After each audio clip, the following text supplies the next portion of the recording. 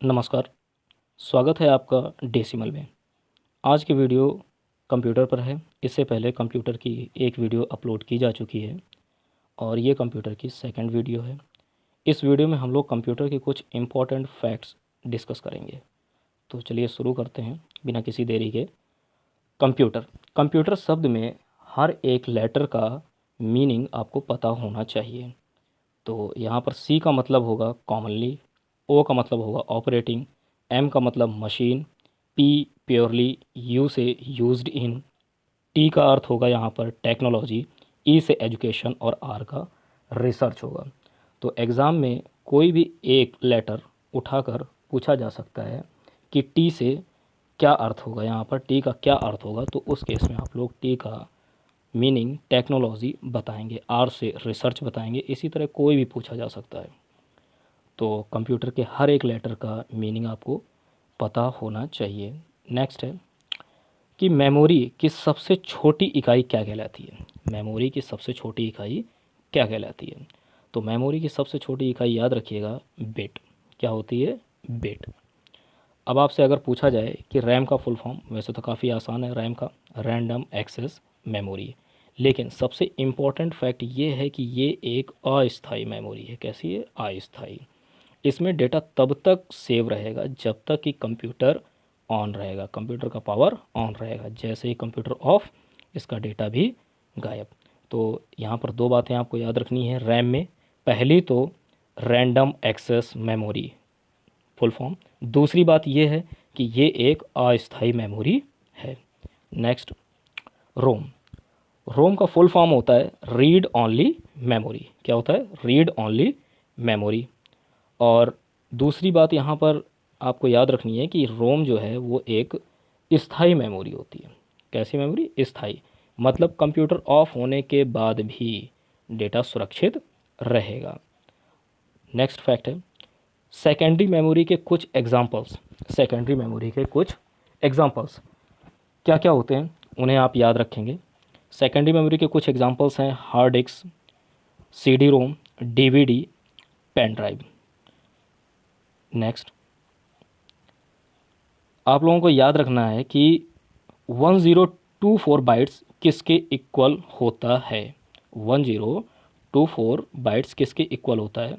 अगर एग्ज़ाम में पूछा जाए तो बताएंगे 1 केबी के। और 1024 केबी किसके बराबर होता है? तो वो होता है आपका 1 एमबी। 1024 एमबी किसके इक्वल होगा? तो आप बताएंगे वो 1 जीबी के बराबर होगा। और 1024 जीबी अगर पूछा जाए तो वो आप बताएंगे 1 टीबी के बराबर होगा।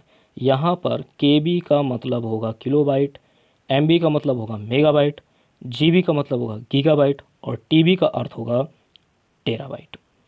तो ये कुछ फैक्ट हैं, इन्हें आप लोग याद रखिएगा। एग्ज़ाम में यहाँ से क्वेश्चन पूछ लिए जाते हैं। नेक्स्ट है types of network. Types of network में आप लोगों को याद रखना है, फर्स्ट होता है लैन। क्या होता है? लैन। लैन का फुल फॉर्म क्या होता है अगर पूछा जाए तो आप लोग बताएंगे लोकल एरिया नेटवर्क। क्या बताएंगे? Local area network. मैन का फुल फॉर्म क्या होता है? Metropolitan area network. Metropolitan area network. Third है वैन, वाइड एरिया नेटवर्क। क्या होगा? Wide area network. और फोर्थ है आपका वायरलेस नेटवर्क। क्या है? Wireless network. यहाँ पर एक फैक्ट ये भी याद रखिएगा कि लैन जो कि लोकल एरिया नेटवर्क है, इसका जो दायरा होता है वो 1 किलोमीटर के दायरे में फैला होता है। और लैन का जो प्रयोग है वो ज़्यादातर स्कूलों, फैक्ट्रियों और विश्वविद्यालयों में होता है। बात करते हैं अगर मेट्रोपॉलिटन का, तो ये लैन के ज़्यादा क्षेत्रफल को घेरता है। इसकी जो रेंज है वो 10 किलोमीटर अर्थात एक शहर की लंबाई के बराबर होती है। मैन की सहायता से मैन की सहायता से डेटा तथा आवाज़ का संचरण भी कर सकते हैं। ठीक है। और अगर वाइड एरिया नेटवर्क की बात करें तो ये वैन जो होता है, वाइड एरिया नेटवर्क एक बहुत बड़े भौगोलिक क्षेत्र को घेरता है। बहुत बड़े भौगोलिक क्षेत्र को घेरता है। यह एक या एक से अधिक देशों के बीच कंप्यूटरों को जोड़ने से प्राप्त होता है। इंटरनेट वैन का एक सबसे अच्छा उदाहरण है। अगर आपसे पूछा जाए वैन का सबसे अच्छा उदाहरण या सटीक उदाहरण या सिर्फ कहा जाए वैन का उदाहरण बताइए, तो उस केस में आप लोग बताएंगे इंटरनेट। क्या होगा? इंटरनेट। और अगर वायरलेस नेटवर्क की बात करें तो ये आज सबसे ज़्यादा प्रयोग होता है, आज सबसे ज़्यादा और अधिक तेज़ी से विकसित होने वाला नेटवर्क है, क्योंकि कारों हवाई जहाज़ों को तारों से जोड़ना काफ़ी मुश्किल होता है, इसलिए इस नेटवर्क को वायरलेस नेटवर्क कहते हैं। इस नेटवर्क में तार की ज़रूरत नहीं पड़ती है, नाम से ही पता चल रहा है वायरलेस नेटवर्क। नेक्स्ट है फुल फॉर्म्स हैं कुछ।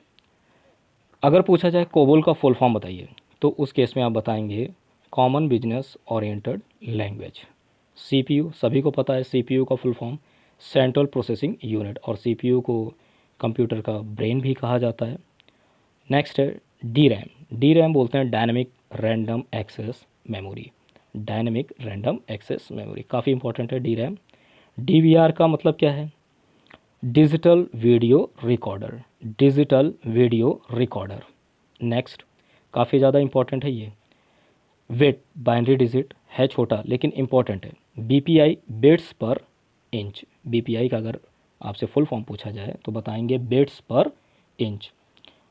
बायोस का फुल फॉर्म क्या होता है? काफ़ी ज़्यादा इंपॉर्टेंट है, सबसे ज़्यादा इंपॉर्टेंट है ये बायोस।